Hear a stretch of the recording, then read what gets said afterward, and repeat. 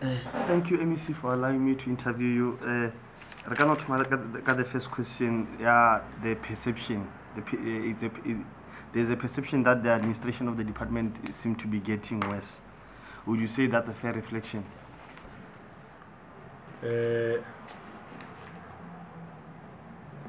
Well, I would want to place matters on record. The administration of the department is not necessarily declining. Though the assessment that might be there as you are raising it now does not suggest that there is a total collapse of the administration in the department. I think you are quite aware that there are two important issues that we are dealing with as a department. The primary mandate being to make sure that academically the system functions properly, learners, schools are able to ensure that curriculum, which is our main function, is indeed implemented in schools and there is total school functionality. That becomes very productive and efficient. And I think on that front, we're doing very well, which presupposes or suggests that things are on track with regard to the management of the curriculum, which is our core mandate as a department. But secondly, I do, of course, as well have my own discomforts, particularly with regard to what the Auditor General has said. The fact that the financials of the department, we have not been able to give a proper understanding, which would give the AG some convincing understanding that management financially is on track. And the fact that we got a disclaimer last year, to me, is a serious matter which I have raised it with the management of the department that this matter cannot be accepted. It must never be promoted, and it's something that has to be corrected. And I think on that front, like I'm saying, I'm very much discomfortable with the performance of the system as it regards that, because the AG's report gives evidence to that concern. But generally, the department is doing very well, as I'm saying, on other matters that relates to its core mandate. But my biggest area, which we still have to do a lot of work to get it right, is on the finances. And that is why in the MEC speech to the legislature some few weeks ago, I did lift this matter in my budget speech that we have been given 51% of the provincial budget as this department. And if indeed the opinions of the AG suggested as it did in the previous financial year, it's a matter of concern on my part. And that is why then, and even in that speech, I have called upon the leadership of this department administratively to seriously take these matters so that we are able to give a clear account, because if things are not quite well handled and we continue to have this type of opinions from the AG, it does suggest that they probably are not handling matters correctly. And so far, my sessions with them, I'm clear. I've given them a clear instruction that they have to improve on the opinions and the financials, and so that the internal controls in the system must be adhered to. They must be promoted to account on every little cent spent in this department, so that at the end, when we are to account to the AG, we don't find ourselves all over the show with them not being able to give the correct account of what is required, so that proper auditing can be done by AG. Okay. When it comes to you mentioned on your core mandates, the curriculum, you're doing very well, but there's also a perception that the infrastructure, the department is either neglecting or not doing so well in infrastructure in the schools, where the schools are. Would you say that that's a fair reflection, or is also a misconceived perception? Well, I think let me give the context to this problem. There's a huge infrastructure backlog in the province. When I came into the department, I found that there was an assessment which was done trying to get a deeper understanding with regard to the state of school infrastructure all over the province. So the infrastructure backlog is huge. Seated here, I can still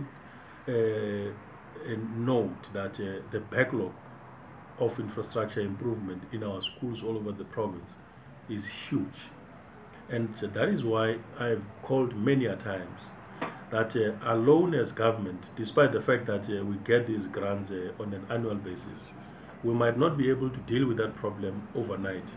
Not suggesting that we are not getting resources from government, because they are giving us infrastructure grant every financial year. But the money, compared to the backlog that is out there, really needs some extra efforts, either from us as government to increase on those allocations, but equally important to call on the private sector institutions to come to the party and help this department. And that is why you might hear communities and people saying that there is that neglect on infrastructure. It is because the resources available do not necessarily match the demands out there. That is one part of the problem. But the second part is that we are doing very well in terms of providing new modern facilities for schooling purposes. If you might have seen, and probably as you drive around the province, you might have come across a number of schools that we've completed, which are complete,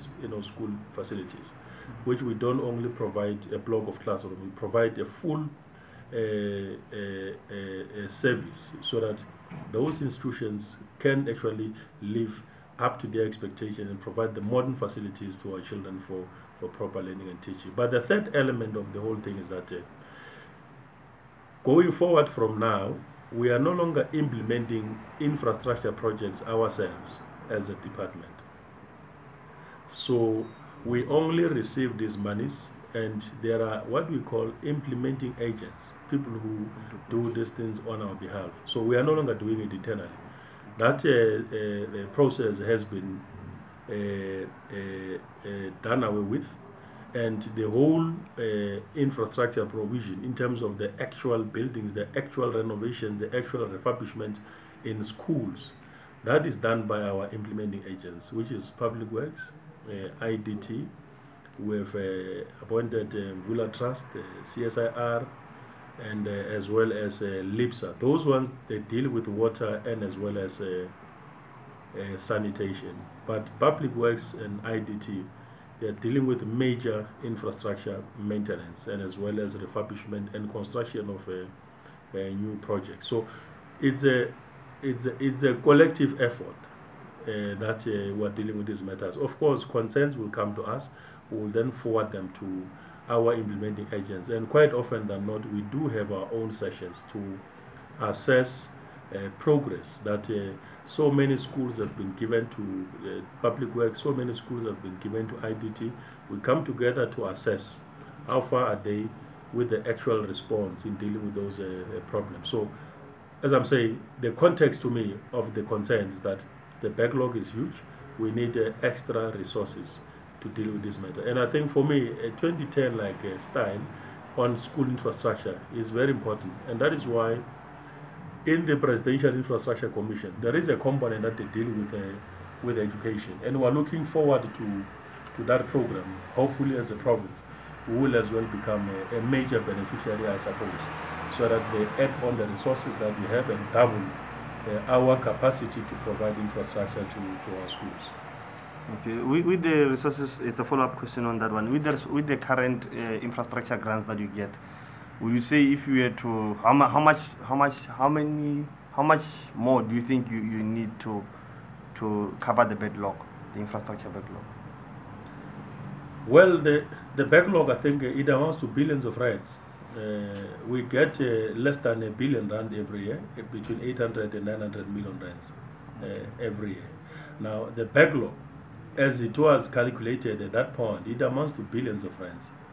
And that is why I'm saying the annual allocations that we have might be seen to be a huge amount of money in terms of rands and cents, but in terms of the demand out there, the money becomes insufficient. And I think you are quite aware that a lot of our schools have been built in the past.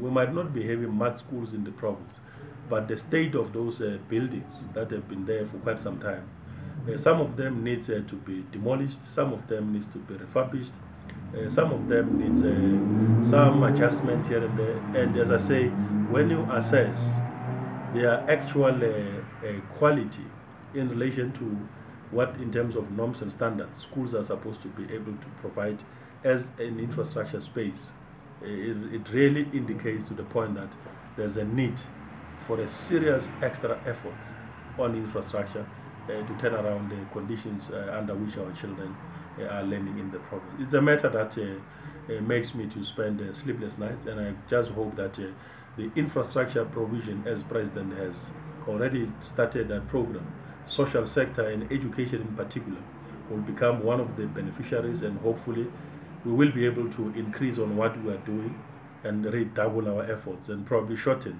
the period through which we've got to deal with this challenge. Okay. Then the next question is, how is the department improving the running of schools, especially through management and financial skills? The running at the schools themselves, not at the headquarters. By the schools, eh? Yeah, like the HODs, the principal. How is the department interfering at that level? We have appointed what we call deputy governance managers in circuits. These colleagues, their responsibility in the main is to make sure that at the circuit level we create the human resource capacity that must, on a continuous, if not on a daily basis, because their work is to deal with matters of governance of schools. And governance of schools, amongst other things, includes the strengthening of the capacity of the SGBs so that they can take matters of finance management very seriously. They are trained on issues of financial management so that they can oversee whether the principal, together with this school management team, do proper things as it regards financial management, because a school has to develop a budget. Yeah, if we give them norms and standards money, that money can't just be spent willy-nilly. There must be a budget developed, and that budget must be approved by the school governing body. So if your SGB is well capacitated to understand matters of finances, it becomes more easier because they will develop a budget on a monthly basis. They will do reconciliation, they will do oversight. The principal, together with this team, will have to account to the SGB on how they are spending this money. And once the leadership at that level is strengthened with knowledge, with understanding, with exposure to the laws, with exposure to the what we call the prescripts, the regulations on how norms and standards money is supposed to be utilized, there will be a greater improvement on the accountability, there will be greater improvement on the management oversight, but also principals of schools, they represent the head of department on site, which means they take overall administrative and management responsibility of that side of the department being a school. There are workshops that we are conducting all over the province to train principals of schools. There are workshops that we are actually conducting to train some of these teachers who handles these matters through SMTs with the principal. SMT is a school management team where the HOD, the principal, they constitute the leadership team of that institution. So they are undergoing training and capacity building from time to time. But like I said, the deputy manager responsible for governance and as well as the circuit managers, part of their responsibility is not only to go and look at whether kids can read and write and there's work given to teach learners in schools, but also to look at management, also to look at financial issues, also to look at governance matters, also to look at parental involvement, and so on and so on, including learner attainment strategy. So it's a comprehensive management plan that my colleagues on those sides of circuits, working together with principals, would have to deal with this matter. Of course, from time to time, we do pick up challenges here and there that that school might have not done this and that, and so on and so on. And in that regard, district offices through their finance units are expected to equally, expose these principals to the basics of financial management and accountability. It's a matter we're working on, because we have taken a decision. You might have seen in the MEC speech that we want to empower schools so that they take full responsibility, so that tomorrow they must not come and say, no, I didn't get my money of norms and standards. We give them in drips and drops. And once that capacity is fully established, there's no reason why they can't take full control of their budgets from January until December. Give them their own allocation, they develop the budget, and therefore they're able to account on it.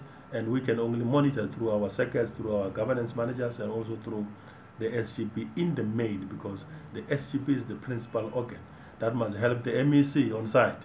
They might not be all over the province in those schools. That's why they are dealing with matters of governance. And that's why their relationship with my office is extremely important, because they are there to help me to oversee these institutions. So their work is just more than them checking whether learners are attending schools, they are on uniform and so on and so on. But they have got a governance responsibility, and governance has got a lot of items.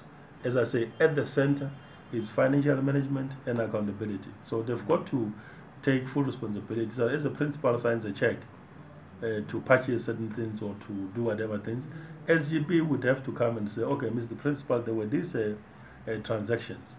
What were they for? And he must account. And if they can be able to take them to respond to account, I can tell you, these matters will be issues of yesterday. No, thank you very much.